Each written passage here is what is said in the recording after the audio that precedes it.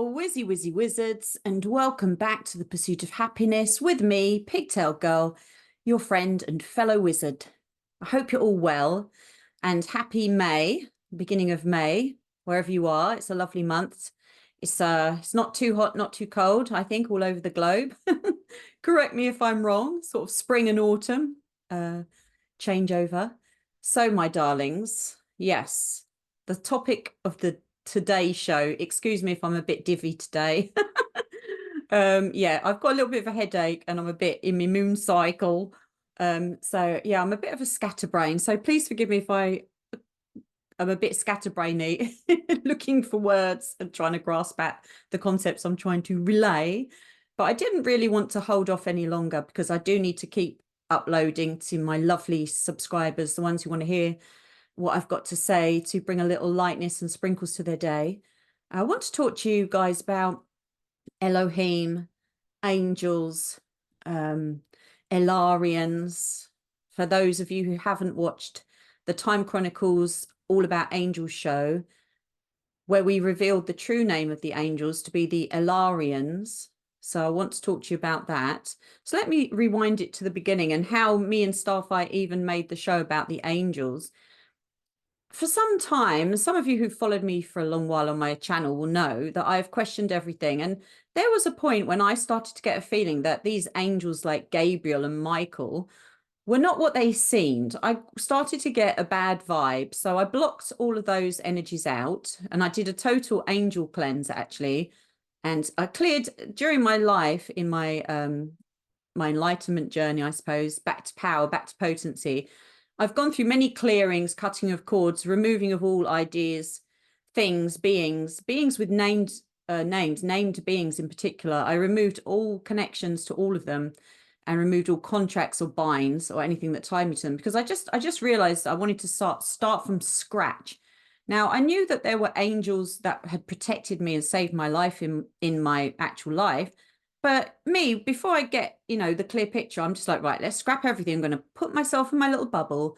I'm going to figure this out. I'm going to question and I'm going to get to my truth, right? So I became aware as well of this word El, angel, Gabriel, Michael, the Elohim, and this word El, wondered where it came from. Was it good? Was it bad? And when I say was it good, was it bad? Obviously, a sound is not good or bad. It's just a sound. But where did it come from? And was it a sign that it had something to do with Elohim?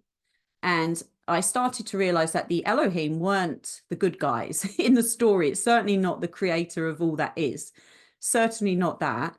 And the more I looked into religious text, and obviously from the observer point of view, not as a subscriber, but just someone who wanted to research what they say in those books. I looked at the work of Paul Wallace. Actually, I've got his book, fantastic, Paul Wallace. And I'm reading at the moment The Invasion of Eden. Plug.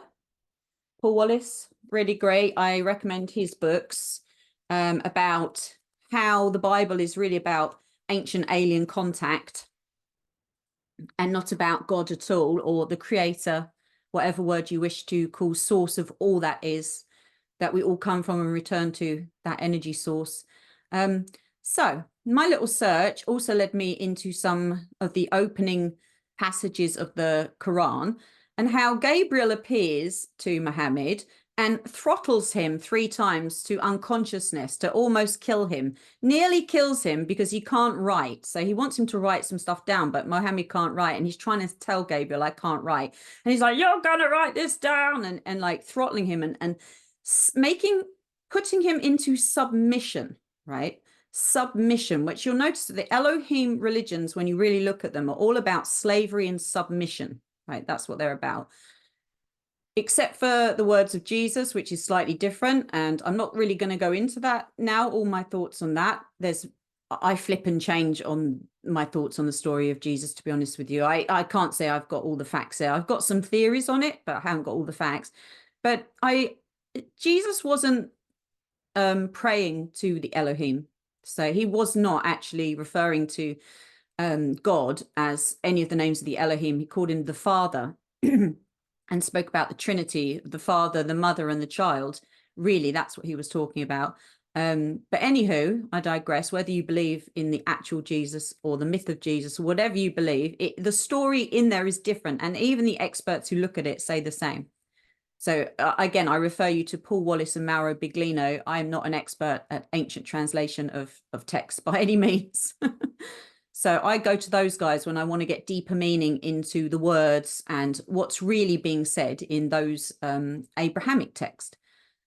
So we've got these Elohim, these invading ETs, which I believe they were, invading ETs that arrived. They started that war between the good star ancestors, which we have conflicting stories on this planet before the Abrahamic text and the wars spoken about in the Vedas. If you go to tribal people all around the world, they all have stories of star beings who were benevolent, not malevolent, who helped them, who were their creators. Their creative stories go back to these, ET beings, and they all, different tribes, have different stories of connections to different groups. So each story might be slightly different.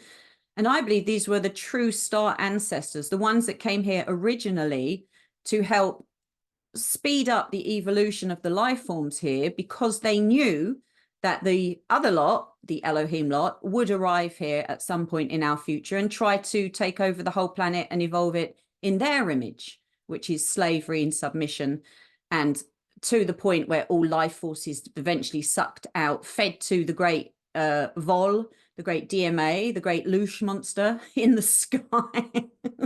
I just say that's Joe. Obviously, it's not a Loosh monster in the sky, but you could see it like that. It's because it's everywhere. It's a vampiric, energetic, woven into the fabric of our universe. This DMA, dark matter aberration, as Starfire Tor has called it. So the Wetiko, some people, they like that term Wetiko, this virus of darkness that lives to suck. So the minions serve that energy. And the non-minion groups don't serve that energy. They serve the source energy, the creative energy that gives life, pro-life. So they came along 100,000 years ago, boosted us up, DNA modifications, wham, bam, thank you, ma'am, managed to get us lot. And then another invading force arrived, and that's where our history of recent years has all come from, is really the era of those Elohim. Yeah, those Elohim. And all of their stories are misleading and deceptive, because they make you believe that Gabriel and Michael and the things they talk about in those books are the angels, the true angels, the Elarians. So their name is Elarians, the Elarians, and they have the word El in their name. So it seems a bit like they nicked the L from the Ilarians. You know how a deceptive story is always better when it's got elements of things that people sort of remember on a DNA level, but then you just mix it up a bit and you give it back to them, but in a way where it's kind of familiar, so they latch onto it. And especially if you think back, how mankind, we have gone through some sort of disasters on this planet, floods, misplacements, and a war in the heavens that has created nuclear blast impacts that we can still see today in certain areas, certain remnants that show there could have been battles, the deserts, desertification of areas. The Bible talks about big weapons, the pillars of salt being formed. If you look back at them, the Vedas also have stories of these wars and battles. So we were sort of traumatized, and maybe some of our past had been sort of wiped out and forgotten. And then there was the battle. And then we were left with this group that then really worked hard through prophets and scribes and religions and stories and worship and, ruling over us and pitting us against each other in never-ending wars, and slavery began, all of this stuff. That's all those Elohim, those ancient deities, if you can call them that, ETs, that began to take little tribes and groups of us and then divvy up the spoils. This is our earth. You can have this bit. That bit will be mine. This bit will be yours. And then bringing all of that loosh making energy in where they had to start the wars off, because obviously they have to feed the mother monster. Got to feed the mother monster. And that's really where we are today, right? We're coming out of that story. But getting back to my point about the angels, is Gabriel going to almost throttle someone to death to make him submit to the will of whoever, Elohim he was making him submit to, and then getting him to spread a story of propaganda or of laws that we were to be held under, and to segregate us into hierarchies, because the hierarchies come from Elohim. That was another thing that bothered me about this story of the angels. My contact with angels and creator, there's no hierarchy there. I'd never been told about archangels being a thing. In fact, I've been told that's not a thing because they don't have hierarchy. Elohim have hierarchy. They try to put us into hierarchies, into systems. But in the creator, the freedom world of the ancient star ancestors and the true Arian angels and creator, there is no hierarchy. There's no higher than, above than. It's all equal to, right? No matter your position, it's all equal to in importance and the space for your life stream to flourish. You know, it's all equal. Everyone's just like in nature, every insect is just doing a different role, but each one is equally as important within the ecosystem. You know, it's all created there for us to see it with our own eyes. What creator creates and what creator wants is this freedom and diversities in systems where everything is equally playing a part. Has nothing to do with hierarchies, has nothing to do with this thing being more important than another thing. This was all given to us. So there is no such thing as archangels, and their names of the true angels is not Michael or Gabriel or Ariel, any of those names. But if you call them by those names and call out to them and they really connect you and want to help you, the Alarians will still come. So it's not to say that if you've been praying to Archangel Michael or Archangel Gabriel, that you couldn't have any contact with the angels, the true angels who aren't in the Bible. They're not in any of those religious texts. They don't speak of the true Alarians. In fact, they've tried to erase our memory of them and then give us a false image, because that's what they do. False prophets give false images, false information that create delusions. That's why I always go on about removing all the falsehoods from yourself, because the tool of the Elohim is deception, lies, delusion, falsehood. False stories about who you are, where you came from, what your abilities are, who they are and where they came from and what they're doing here and what our role is and what our future is. It's all based on false ideas and false idols, false prophecies and false prophets. It's all false. And that's why we call it the false matrix, because that's what they created. The false matrix is a matrix of deception, because it's not the real matrix. It's not the proper matrix, which is the divine source matrix, where you connect directly to source. Source doesn't throttle you to death or make you do things that cause you pain or suffering to please it. It doesn't make you go and take your son up onto a mountain and ask you to make a sacrifice and then go, oh, no, only joking. It doesn't send angels to strangle you almost to death to make you do stuff and say, that was your first lesson in serving me. No, that's called a slave master. The Elohim are warmongers and slave masters, right? That's where it all comes from. It's not a human invention. It's an Elohim invention, system, concept that they gave us in our false matrix, our full story of who we are and how we need to act or be. And that isn't the story of humanity. And that is actually why most people, you know, are innately good. And people say, oh, I think really underneath it all, most humans are innately good. And of course, there's be that percentage who's not, people that are infected by DMA, Wetiko energy, people who become minions, people who, you know, have done all sorts of things that have made them very traumatized. But underneath it all, the ones that haven't completely sold out into the DMA energy, underneath they are good. They were created innately to be good in the image of our true star ancestors.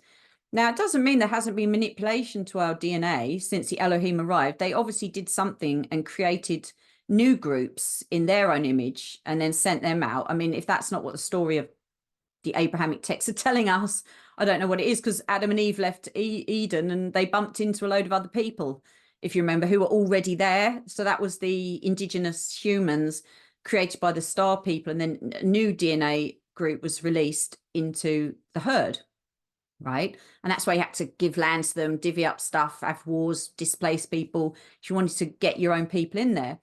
But I want to say this, it doesn't matter where your DNA comes from. It doesn't matter what your lineage is, because by now we've all got different bits of all lineage.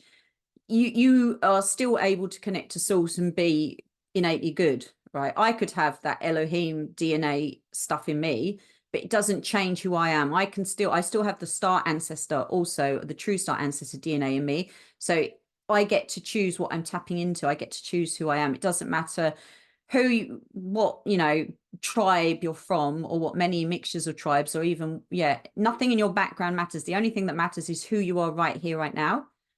And this is the true story. The true story is of who you really are, is that source energy that gives you life inside of yourself, and that we're all connected here, right? And we can all do amazing things, be co-creators, be the wizards that we came here to be. And none of us have to choose that DMA infested Wetiko path at all. We don't have to do that. So getting back as well, I want to talk about the Alarians. So these angels, the Alarians, they don't have any hierarchy.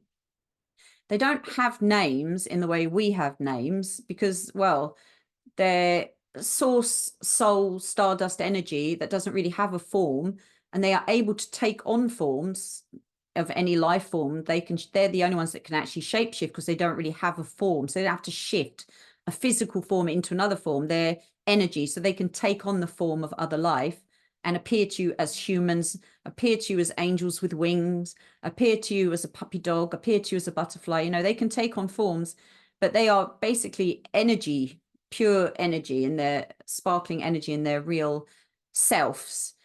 And they live in another dimension, but they can travel through time and space, and they can be here from their own free will and choice. They choose to be here. They choose to help us.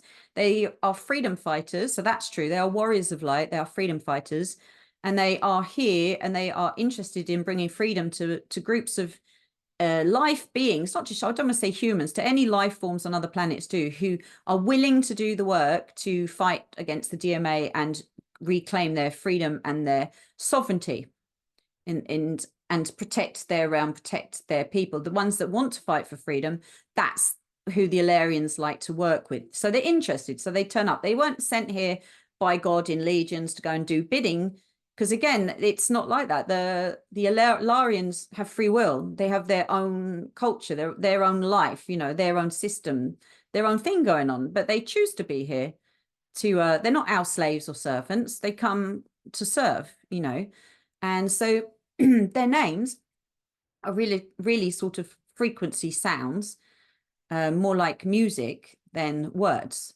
But obviously, you can't maybe make like a or whatever the sound would be. I'm not pretending that I can make that sound. But if you just call them Arians Angels, they'll know what you mean, and they'll come, and if they're interested in what it is you have to say, they might help you out, give you a little touch or blessing, or help you fight. They like to stand up for what's right, fight for justice, for freedom. They might stand by your side if you have to take something on, but they mustn't be mixed up with the beings in the Abrahamic text. If you think that, if you are tricked into believing that what they're discussing there is angels, and you begin to see that they're psychopaths when you actually start to read the text, don't be fooled into thinking that that was who the angels are, because that's not who they are, and that wasn't them. They were messengers of the Elohim. That's who they were. The Igigi are not angels, and they are physical beings as well. They're physical ET beings. They're not stardust beings, angelic beings that live in other dimensions either. No. So just wanted to clear some of those things up. And I do recommend you go and listen to the show All Things Angels on the Time Chronicles. It's very interesting if you want to hear more about that. And I also wanted to mention that I'm doing a sort of music and art media project with my husband. And if you like angels and that imagery, which I do, you might want to go and check out Lux Lumina and check out, it's a brand new channel. So if you like it, or if you want to share it, I'd be grateful. We've only just started, only got a few subscribers, but I'm going to put the link down below. Sort of house music vibe, dance music, uplifting kind of vibe with animations that go with the music. And it's all made by me and my husband. So if you think you'd enjoy that, I'd love your support. That would mean a lot to me, because we worked hard on it. It's just nice to get some support back, some love back, and to support independent artists and positive media, positive music, uplifting videos, uplifting images. That's what we want to do.